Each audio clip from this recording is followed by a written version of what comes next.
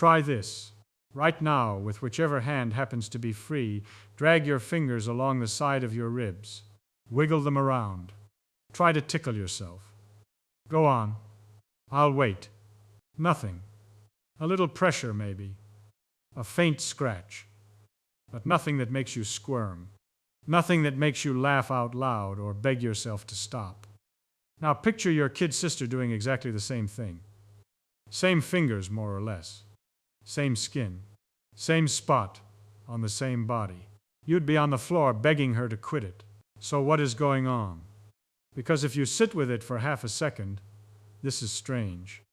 The nerves in your ribs do not know whose hand is touching them. They fire when something brushes against them. And they don't ask for a name. They send the same signal up to the brain whether the fingers belong to you or to your sister. Same skin. Same fingers, more or less. Same pressure. Same wiggling. And one of those events tickles. The other one does not. That is our mystery. And it turns out, when you start poking at it, it leads you down into one of the strangest things about being a human being. Strange enough that I don't think most people who walk around with a brain in their head appreciate what their brain is actually doing for them. So let's poke at it. The first thing you might say is, well, it is, because I know it's coming. Surprise matters. When my sister tickles me, I don't know exactly when she's going to dig her fingers in. When I tickle myself, I do. So no surprise, no laughter. That is a reasonable guess. It is also wrong. Or anyway, not the whole story. Because I can tell you exactly when somebody is going to tickle you. I can count down.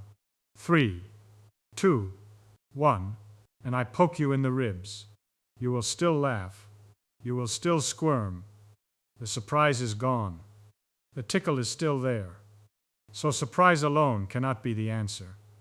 All right, fine. Maybe it is location. Maybe my own fingers cannot reach the really ticklish spots. Some people are extremely ticklish on the soles of their feet, and you can absolutely reach your own feet, even bend down and grab them. People are ticklish under the arms. You can reach there too. Some people are ticklish on the back of the neck. Reachable. You can touch yourself anywhere your hand can go, and the tickle reflex still refuses to fire. So it is not surprise. It is not the spot. What else could it be? Let me sneak up on this from a different direction. Forget tickling for a minute. Try something else. Close your eyes. Now bring your finger up and touch the tip of your nose. Easy, right? You did it without thinking. Now have somebody else try to touch the tip of your nose with your eyes still closed. They will get close. Eventually, they will find the nose, but the touch will not feel like much. It will feel like a finger landing on a nose, and that is about all. When you touch your own nose, though, there is something different. You knew exactly when the touch was coming. Your finger and your nose arrived at the same moment, in your awareness, in a way that just does not happen with somebody else's finger. There is a kind of synchronization. You are not surprised. You are not searching. The whole event feels seamless, like a door closing in a well-built house. That seamlessness is the clue. That is where the answer is hiding. Let me ask you another question. When you walk down a street, the world does not bounce around, does it? Even though your eyeballs are sitting in your skull, and your skull is bobbing up and down with every step. If I held a camera the way your eyeballs sit in your head, and I walked down the same street, the video would be a nauseating mess. Up, down, lurching all over the place. Anyone watching it would feel ill in 2 minutes. But you do not see that when you walk. You see a stable world, stable street, stable buildings, stable horizon, with you walking through them. Why? Because your brain knows you are walking. It knows the head is bobbing. So when the image on your retina shifts upward, your brain says, that's because my head moved. The world did not move. The world is fine. And the perception you actually receive is a perfectly stable world, with you walking through it, calm as anything. Try this. Press gently on the side of your eyeball with your finger. Through the eyelid is fine. Please don't poke yourself in the eye. Just press a little. The whole world jumps. Why? because that motion of your eyeball was not part of your brain's plan. Your brain didn't ask the eye to move. So when the image shifts on the retina, your brain has no reason on file for why. It assumes the world moved instead. And boom, the room jumps. Your brain is doing something funny. When your eyeball moves because your brain told it to move, the world stays still. When your eyeball moves for any other reason, the world appears to move. Same eyeball, same image on the retina, different perception. You see what is happening? Your brain is keeping track of what it told your body to do, and it uses that information to figure out what your senses ought to be reporting back. If the senses report what was expected, the brain says, fine, that is me, that is mine, that is internal. If the senses report something different from the prediction, the brain says, that wasn't me. That is the world poking at me. That is news. That is the whole game. That is the secret of the tickle, right there. Let me say it again, because it is important. Your brain sends out a command. Move the finger. Wiggle it along the ribs. At the same moment, the brain sends out a kind of carbon copy of that same command.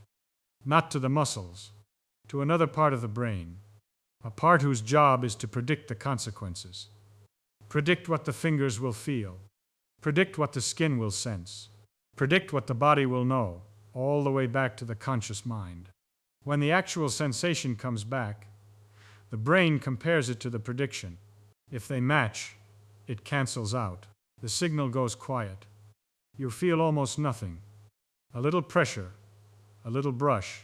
The sensation has been subtracted away before you ever got to know about it. When somebody else tickles you, there is no prediction. There is no carbon copy. The sensation comes screaming up from the skin, with no expectation to match it against. Your brain has no file. So the signal is loud. The body reacts. You laugh. You squirm. You roll on the floor and beg for mercy. You are not laughing because of the touch. You are laughing because the touch was unaccounted for.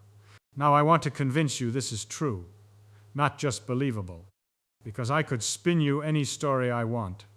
Maybe it is pixies. Maybe it is just a quirk of how human bodies are built. We need to see if this idea actually predicts something we can check. Here is what it predicts. If we mess with a connection between your hand and your skin, if we put some delay in there, your prediction will not match the actual sensation anymore. The carbon copy of the motor command says, the touch should arrive now. But the touch arrives a bit later than now. The brain's prediction misses. The signal is no longer quiet. It comes through. In other words, if you tickled yourself with a delay, you should start feeling tickled. Even though it is your own hand, your own command, your own skin. People have actually done this experiment. They built a little contraption. You move a lever with one hand. The lever drives a soft brush on a kind of mechanical arm, and the brush strokes your other palm. Now, if there is no delay between your lever motion and the brush motion, you cannot tickle yourself with this contraption. Just the same as your fingers on your ribs. The brain predicts what is coming, subtracts the prediction from the sensation, and you feel almost nothing. But then they put a delay in the system, just a fraction of a second. The lever moves, and the brush moves, but the brush lags. And what happens? The tickle starts coming back. Just a little, with a longer delay, more tickle. Push the delay out far enough, and you can fully tickle yourself with your own hand, just because the brush is showing up later than your brain expected. Same hand, same brush, same skin. The only thing that changed is the timing. And that is enough to fool the brain into thinking the sensation came from outside. That is beautiful, isn't it? It tells you the prediction system has a clock built into it. It is not just predicting what will happen. It is predicting when it will happen. Both have to match for the cancellation to work. Off by a little, the cancellation gets sloppy. Off by a lot, the cancellation fails completely. And you feel the touch as if a stranger were doing it, even though it is still your own hand pulling the lever. So we have gone, in the space of a few minutes, from a silly little observation you cannot tickle yourself, to a deep claim about how the brain works. The brain is constantly predicting, constantly comparing, constantly subtracting, and the world you experience is what is left over after that subtraction. Let me chew on that for a minute, because it is stranger than it sounds. You think you are a person who is seeing the world.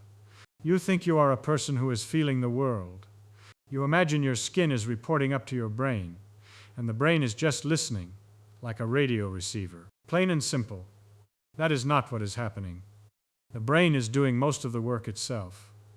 It is making a prediction of what the skin should feel, what the eyes should see, what the ears should hear, what the joints should report. The actual incoming signals are mostly used to correct the prediction when it goes wrong. The technical name for the carbon copy of the motor command is efference copy, or sometimes corollary discharge. Same idea. When the brain sends out a command to the muscles, it also sends a copy to a kind of internal simulator. That simulator runs forward in time and figures out what is about to happen. The result of that simulation is what gets compared against the senses. The senses are not the boss. The simulation is the boss. The senses just keep the simulation honest. This is not a weird modern theory, by the way. People figured this out a long time ago, partly by studying flies. Flies have a problem. When they walk forward, the world appears to move backward in their visual field. So the fly needs to know, am I walking and the world is staying still? Or am I standing still and the world is moving? Because those are very different situations. If the world is moving, there is a predator out there, or a strong wind, or something dangerous. If I am walking, all is well. The fly handles this by sending a copy of its walking command up to its visual system. The visual system says, "Oak, I'm expecting backward motion right about now." When backward motion comes in, it gets cancelled. When unexpected motion comes in, the fly reacts. Same trick. In a fly brain the size of a poppy seed. You have got the same trick on a much bigger scale because your nervous system is bigger and more elaborate. But the trick is the same. Send a copy of your command. Predict the sensory consequences. Subtract. Whatever is left over, that is the news. That is what you call reality. Now I want to tell you about the part of your brain that does most of this prediction work. It is called the cerebellum. It is the cute little ball of tissue tucked under the back of your bigger brain. Looks like a head of cauliflower glued underneath. People used to think the cerebellum was just for balance and to keep your hand steady when you reach for a glass. We now think it is much more interesting than that. It is a prediction engine, a simulator, a model builder. It learns. When you are a baby, you cannot really do anything. You wave your arms around and they go where they go. You drool on yourself a lot. You miss your mouth with the spoon. But you are learning. Every time the brain sends out a command, the cerebellum is keeping track of what happens. After enough tries, it builds a model. If I send command X, sensory consequence Y will follow. After a few years of this, you have a working model of your own body. You know how heavy your arms feel. You know how fast they move. You know how far you can reach without looking. You know what your fingers will sense when they touch your face, before they touch your face. The reason you can scratch your nose with your eyes closed in the dark is because your cerebellum has a model of your nose, your finger, and your arm, and it can run that model forward and pick the right sequence of muscle commands to put the finger on the nose. The reason you cannot tickle yourself is that your cerebellum has a model of what tickling yourself feels like. The model runs ahead of the actual event and erases the sensation before you ever consciously feel it. There is an old idea, very old, that the brain is like a sketch artist working from a description. The senses tell the artist what is there, and the artist draws it. That picture is wrong. The brain is not a sketch artist. The brain is a forger. The brain forges the world from memory and habit and expectation, and then it checks the forgery against the senses to see whether the forgery is too far off. If the forgery is good, you walk around in the forgery. If the forgery is too far off, the senses force a correction. Most of the time, the forgery is good enough that you do not notice the correction is happening. Most of the time, the forgery is good enough that you do not notice the world is mostly forged. You walk around in a world the brain has invented that happens to mostly match the world that is actually there. The senses tap the brain on the shoulder when there is a serious mismatch. New things, surprising things, unexpected things, those are the things you notice. Everything else is wallpaper. The brain handles it without bothering you. You want to know how aggressive this is? Right this second, you have a blind spot in each of your eyes. There is a place on the back of your retina where the optic nerve enters, and it has no light-sensing cells at all. That spot in your visual field is, mechanically speaking, blank. There is no signal coming from that part of the world, and yet you do not see a black spot in the middle of your vision. You do not see a hole. You see a complete picture. Why? Because the brain just makes up whatever is in that spot based on what is around it. It is filling in. It is forging. You have never actually seen what is at the center of your blind spot. You have only ever seen what your brain assumed was there. You can do little tests if you want. Cover one eye. Stare at a dot on a piece of paper. Move another dot off to the side. And at a certain angle, the second dot disappears. It has gone into your blind spot. And in its place, your brain has put whatever color the surrounding area is. If the dot is on a red background, the spot looks red. If the dot is on a striped background, the spot looks striped. The brain has filled it in. It just lied to you, and you did not even notice. This is the same trick as the tickle. The brain is always making up most of what you experience. The senses just keep it honest, when they can. Most of the time, the senses do not even need to do that, because the brain's predictions are good enough. I mentioned that the brain's prediction has to be on time, otherwise the cancellation breaks down. That is important for tickling. It is also important for everything else. Walk into a doorframe and bang your shoulder. Your shoulder hurts. Why? Because your brain did not predict it. If it had predicted it, you would not have walked into the door. The pain you feel from accidents is partly the brain saying, "My prediction was wrong. Update the model. Try again." Athletes are interesting examples of this. A really good baseball hitter has a model of the pitcher. When the ball leaves the pitcher's hand, the hitter is already predicting the trajectory. The bat starts moving toward where the ball is going to be.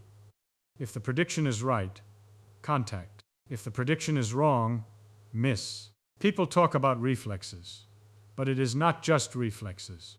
It is predictions, made far too fast for the conscious mind to follow. The hitter does not see the ball and then decide to swing. The hitter has already swung based on a prediction, before the conscious mind even joined the meeting. The eyes are just confirming the prediction was good. You can see this when batters get fooled by a curveball. They have predicted a fastball. They have started their swing.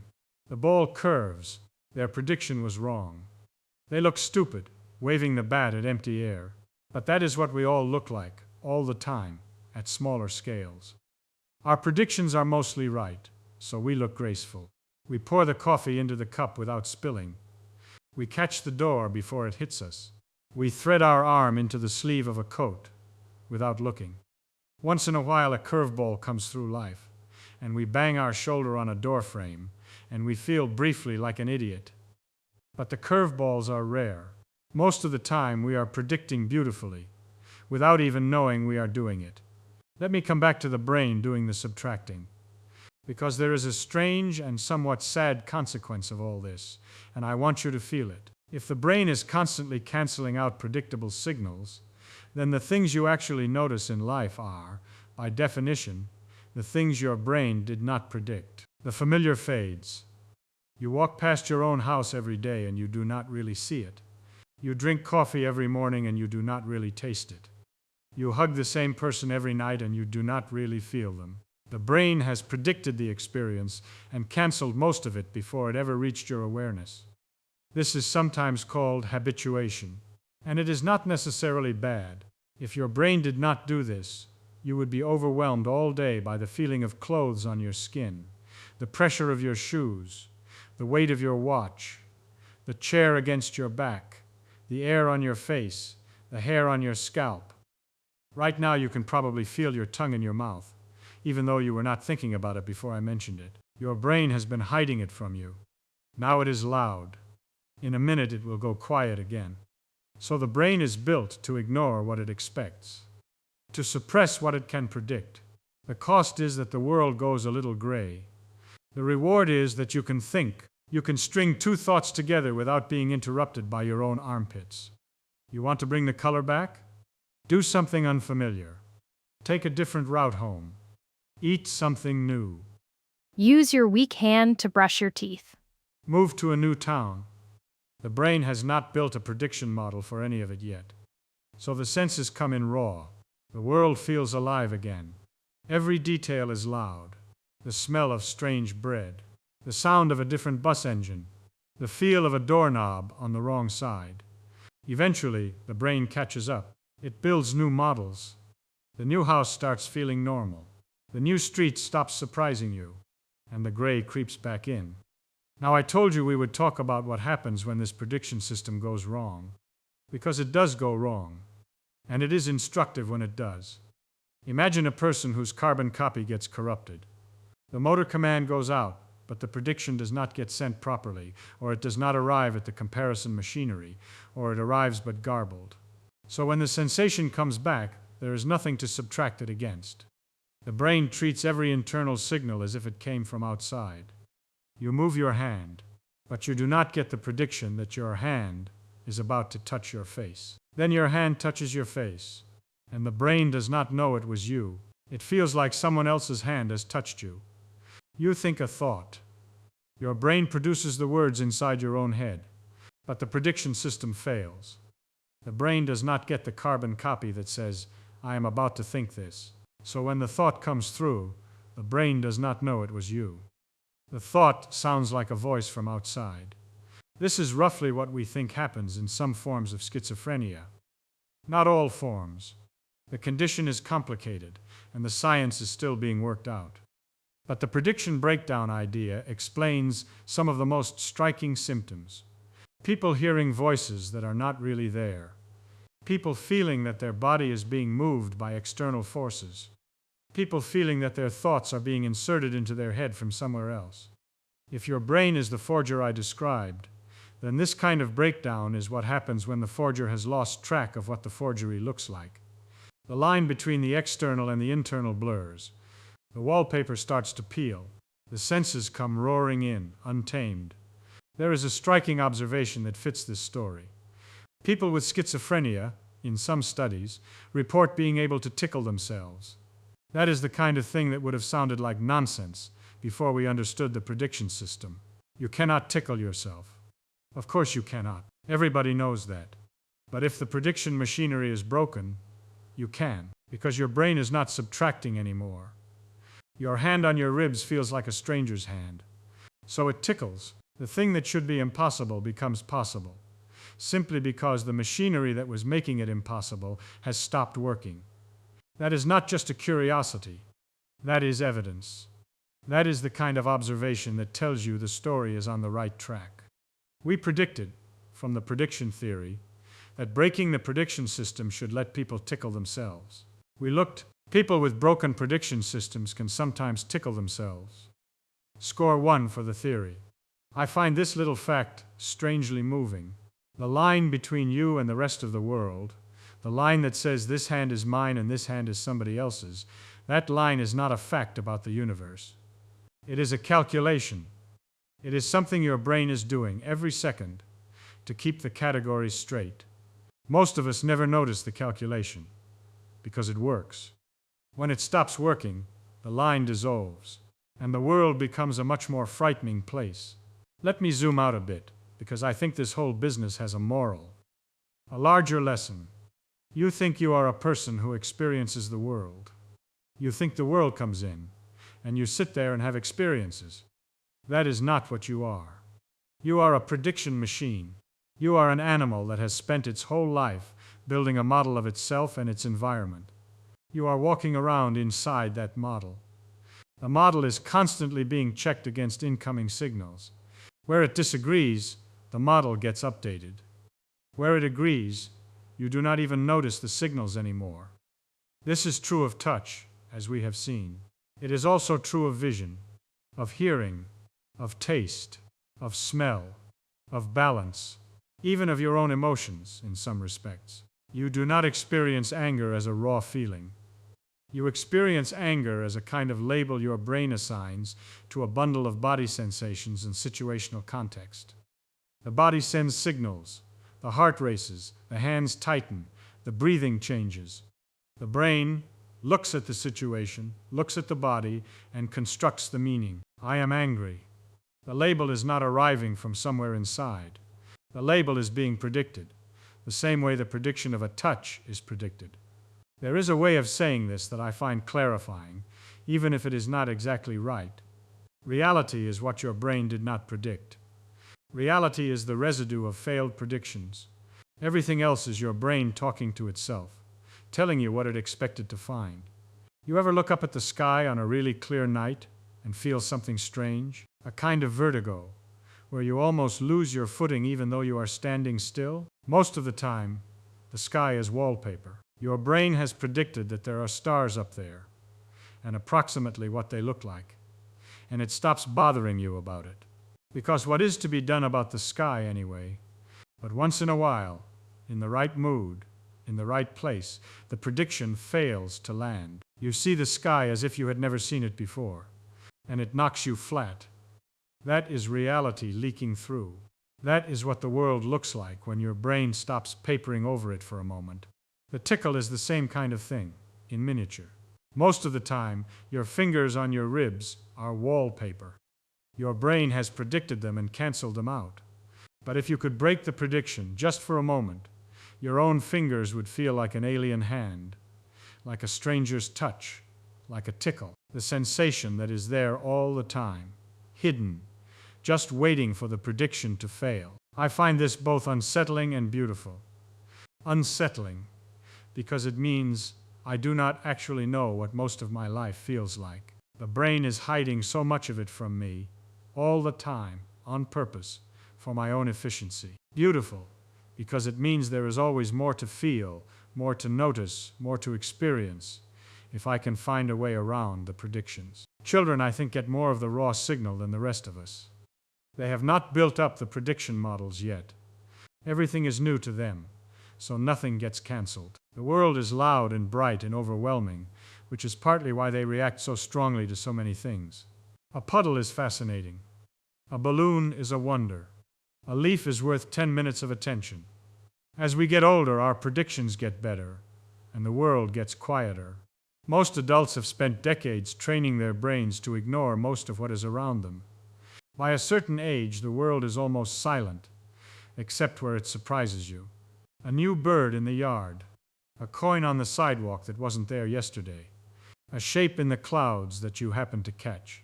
This is also why travel, real travel, where you do not know the language or the customs, can feel like waking up. The brain does not have predictions for the new place. So the senses come in raw. You see the colors. You smell the food. You feel the air. You hear the rhythm of how strangers talk to each other. For a few weeks, you are alive again, in a way you were not back home. Eventually, the brain catches up. It builds a model of the new place, and the place becomes wallpaper the same way home became wallpaper. The lesson is not that you should keep moving forever. The lesson is that the wallpaper was always wallpaper.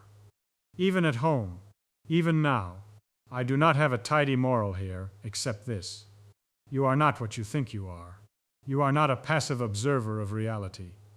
You are a model builder. Most of what you call your life is the model. The world out there is just a source of corrections, occasional and brief, used to keep the model honest. If you want to know what is actually out there, you have to fight your own brain a little. Try to notice the things you do not notice. Pay attention to the wallpaper. Touch your own ribs and try, really try, to feel something. You probably cannot, but the failure to feel is the most interesting fact of the day. So there is your answer to why you cannot tickle yourself. You cannot tickle yourself because your brain is faster than your hand. By the time your fingers reach your skin, your brain has already known what they were going to feel, has already told the rest of you not to bother caring about it, has already painted over the sensation with the paint of expectation. Tickling requires news. Your own hand is not news. Your own hand is the most predictable thing in your life. Your brain has been studying it since the day you were born, building a perfect model of every wiggle, every reach, every brush. The brain has gotten so good at predicting your own hand that it can erase the sensation in advance. If you wanted to feel your own hand on your own skin, really feel it the way a stranger's hand would feel, you would have to find a way to be surprised by yourself, which, when you think about it, is a strange thing to want to do. But also, maybe, the most human thing to want to do, because to be surprised by yourself, to find news in your own life, to feel a fresh sensation on familiar skin, that is what we mean by being awake. The next time you try to tickle yourself, and you fail, I want you to ask yourself what your brain is hiding from you. What part of your own life have you stopped noticing because your brain got too good at predicting it? The taste of your morning coffee, the face of the person you live with, the sound of your own breathing, the feel of your hand opening and closing. The brain is canceling all of it, very quietly, very efficiently, every day. And what remains, the news, the residue, the surprise, that is what you are calling life. Whatever it is your brain is hiding from you, send me word and tell me what you think it might be. I would like to know what you find when you try to look at the wallpaper.